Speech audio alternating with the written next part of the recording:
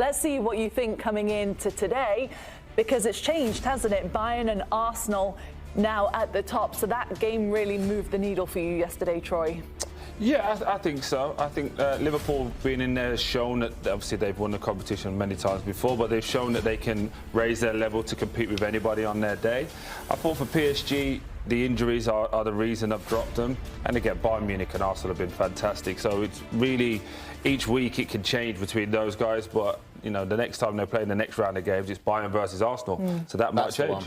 That's the one, because I know Arsenal fans might think, oh, how do you not have us ahead of Bayern? But when you look at Bayern Munich, they've had tough tests. They've had playing Chelsea, the World Club champions, and they beat them. Now they've played PSG and they've beaten them. For me, when I look at Arsenal, they're having a great run so far, but the biggest test they face is Atletico Madrid, and they got that result. Their real big test now is going to be against Bayern Munich. And I hate when people don't start to believe now, think, just because you finish in 1 and 2 or 3 spots guarantees you're going to win this Champions League. Absolutely. It's about picking up momentum at the right time. This tournament, there's no guarantee just because you win the group that you're going to win this whole competition. We're going to see that. But right now, it's just current form and the discussions that we have about best clubs in the world and what they're doing and what's so special between these clubs and separates themselves.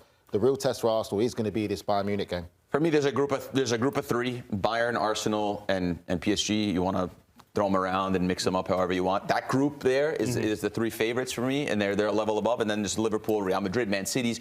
Those are the teams that obviously have the tools to win. Barcelona, of course. Those are the teams that have the tool to win. All those teams actually susceptible on counterattacks, not as balanced as the top 3 that we mentioned in Bayern, Arsenal, and PSG. So there's a group of 3, and then there's like a group of 4 or 5 right behind them. I think that's the way I more see it. It's impossible to know 1 through 5 exactly what they're splitting hairs. You saw there in that table, Bayern and Arsenal now the top 2 in this Champions League phase. They will play each other next match day 5. It's only because Micah said something now. He said Bayern always score.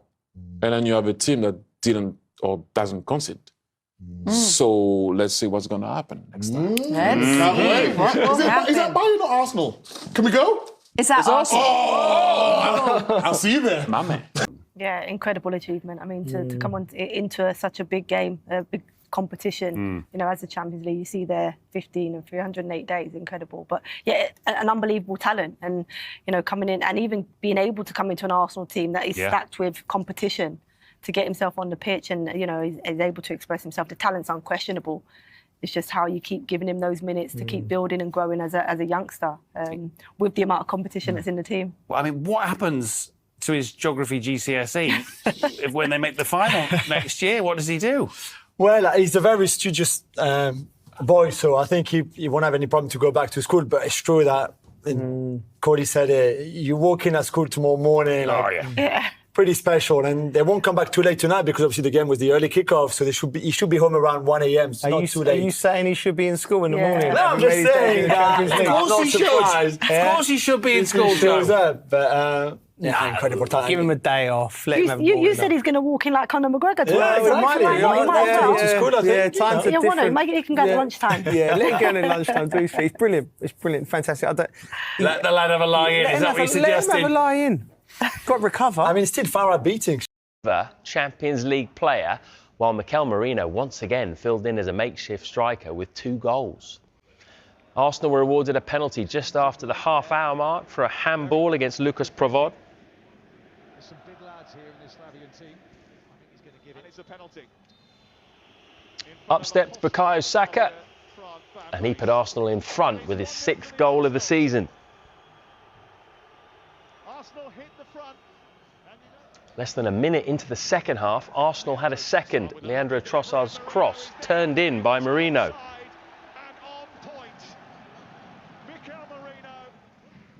And it wasn't long before Merino scored his second to put Arsenal 3-0 up.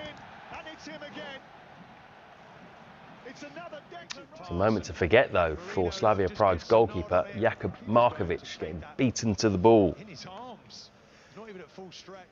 But then came a moment to remember for Arsenal and the 15-year-old Max Daumann. He became the youngest player ever to play in the Champions League. Slavia Prague were then awarded a penalty when Ben White was judged to have fouled Provod, but the referee was sent to review his decision and it was overturned. That it's not going to be a penalty, and that is the case. No penalty. Out of 10 for Arsenal. So it finished 3-0. Arsenal match a club record for 8 consecutive clean sheets and now have 10 wins in a row in all competitions. Right, let's get live back to Prague where we can get some reaction with our reporter Sam Blitz, who joins us again. Hello, Sam. History made then by Max Dowman. What did Arteta have to say about it?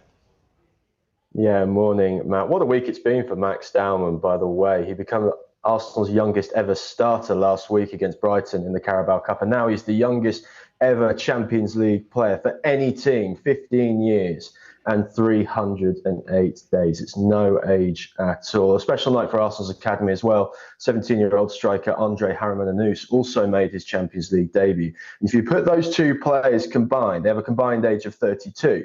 That is 1 year older than one Christian Norgard. So that goes to show how young these players are. I was in the stadium last night when Dowman came on watching from the press box. His first touch, he won a free kick, and that is Max Dowman all over, even at the age of 15. And in his press conference after the game, Mikel Arteta actually touched upon that moment and also discussed how much Dowman has deserved his opportunities of late. Here's what he had to say.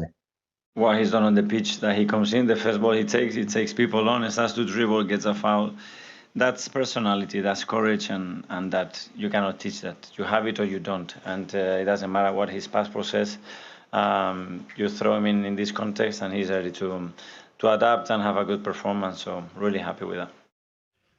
Sam, that wasn't the only record broken there, was it? Because a 122-year record also fell. Tell us about that. Yeah, 1903 was the last time Arsenal managed 8 clean sheets in a row across all competitions. It's an absolutely phenomenal record, and you can see the defensive mindset from this Arsenal team in the game last night, even at 3-0 up and on course to get 10 wins in a row across all competitions. The first time that's happened under Mikel Arteta, by the way. You could just see that resolute defence. Bukayo Saka sprinting the entire length of the pitch to stop a Slavia Prague counter-attack.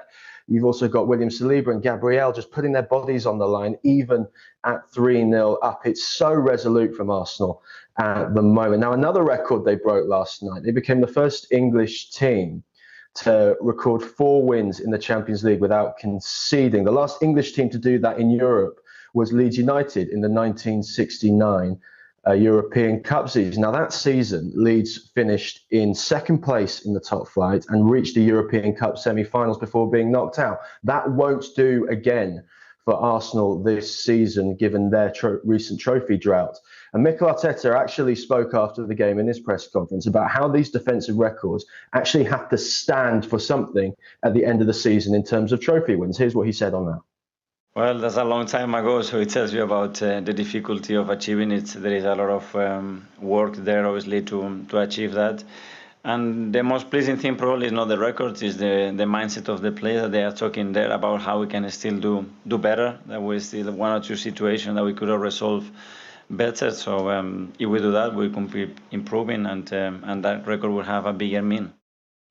Yeah, next up in the Champions League for Arsenal is Bayern Munich, and what a game that's going to be. The only 2 teams with 4 wins out of 4 so far. And Harry Kane returns to the Emirates as probably the best player in the world right now. That's a bit up for debate with Erling Haaland, isn't it? But that will be a big test for Arsenal's defence. But immediately for Arsenal coming up, it's Sunderland away, first against 4th, and then a day later, Man City play Liverpool at the Etihad. A huge weekend in the Premier League, and with Tottenham, Bayern Munich and Chelsea to come after the November international break, it feels like we're reaching crunch time in terms of Arsenal's Premier League and Champions League campaigns. Liverpool is an interesting example, because when Wirtz had the choice between going to Bayern Munich or to Liverpool, he said to Liverpool, I come to you if I play number 10. I do not want to play wide. Liverpool, to get him, they say, okay. So they start him, they destroyed their midfield, because their midfield was Gravenberch, McAllister, and Szoboszlai. To play Wirtz, they took play Wirtz, they took Szoboszlai out, you know. And what have they done against Aston Villa? They come back to their normal midfield of last year. And tonight, they play Wirtz. But I'm sure that Wirtz will play on the side. Because the manager has said, if you want to play again, you have to play wide, because I do not want to disturb the midfield, you know. So that will be interesting to see tonight. Wirtz is back in the team, but certainly will have to play left where he played when he was at Leverkusen.